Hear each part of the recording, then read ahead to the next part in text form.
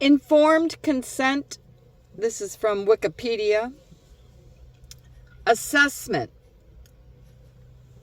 Informed consent can be complex to evaluate because neither expressions of consent nor expressions of understanding of implications necessarily means that full adult consent was in fact given, nor that the full comprehension of relevant issues is internally digested.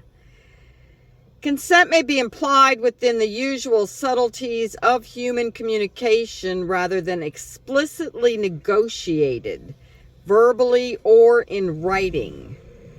For example, if a doctor asks a patient to take their blood pressure, a patient may demonstrate consent by offering their arm for a blood pressure cuff. In some cases, consent cannot legally be possible, even if the person protests he did not understand and wish.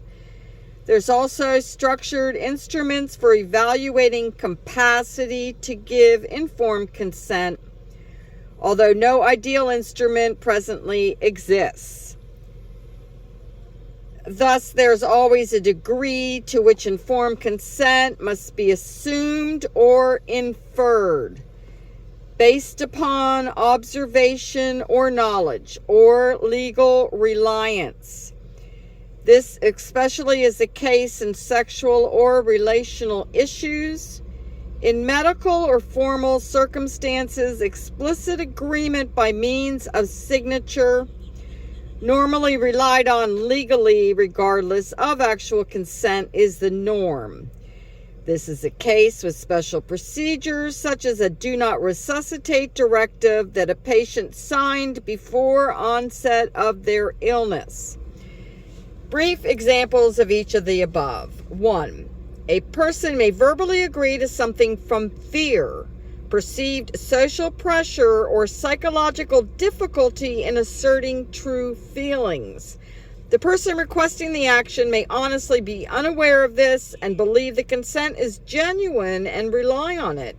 Consent is expressed but not internally given. 2. A person may claim to understand the implications of some action as part of consent, but in fact has failed to appreciate the possible consequences fully, and may later deny the validity of the consent for this reason. Understanding needed for informed consent is present, but is in fact through ignorance, not present. 3. A person signs a legal release form for a medical procedure and later feels that he did not really consent. Unless he can show actual misinformation, the release is usually persuasive or conclusive in law, in that the clinician may rely legally upon it for consent. In formal circumstances, a written consent usually legally overrides later denial of informed consent unless obtained by misrepresentation. 4. Informed consent in the U.S. can be overridden in emergency medical situations, pursuant to 21 CFR 50.24, which was first brought to the general public's attention via the controversy surrounding the study of polyheme. Valid elements. For an individual to give valid informed consent, 3 components must be present: disclosure, capacity, and voluntariness. Disclosure requires the researcher to supply each prospective subject with the information necessary to make an autonomous decision, and also to ensure that the subject adequately understands the information provided.